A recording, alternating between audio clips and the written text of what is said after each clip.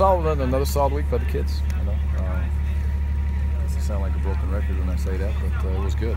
They're good focus. They're excited about an opportunity to go play, and a lot of them get to go home and play. So it's an exciting time for them, no doubt. And got this practice underneath their belt. Come out tomorrow and sharpen up one more time and get them playing.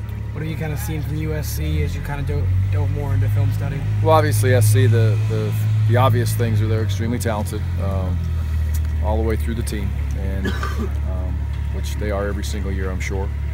I've only had an opportunity to play them once, and they were very talented on that day too. So, but they, you know, the quarterback's an elite player. He's got some very good people around him. They want to be able to run the ball, and I think they do a nice job in that area.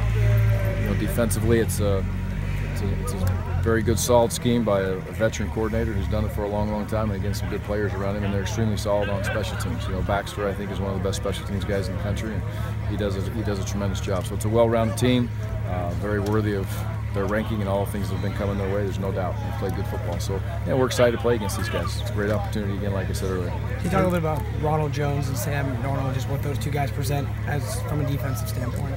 Well, you know, there's those guys, and then there's a whole bunch of other guys around them that are very good players. I think they do a very good job on the offense side of the ball, getting the ball into their playmakers' hands, and it's obviously that is a priority, and it's something that they work on very hard, and it shows up on game day. So you know, there's a lot of weapons. Those two young men are obviously extremely talented kids, and there's a lot of those other ones that are out there that is a very good supporting cast. And I think they have a good balance of running, throwing the football.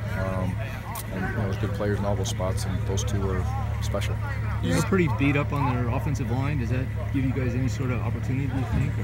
Or? You know, there's young players in there. We know exactly who those young guys are that are coming in through the recruiting process, and you know they're very, very good players. So they'll walk in there physically. They shouldn't have a problem. You know, walking in there and physically handling the situation. And again, it's a great challenge for us to match up against another big, strong front. It doesn't really matter what guys go in there. They got big, strong kids who come in, and I'm sure they'll expect them to play at a high level.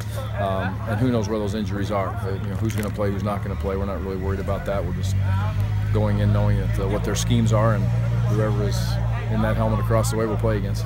Obviously, you saw some dynamic playmakers against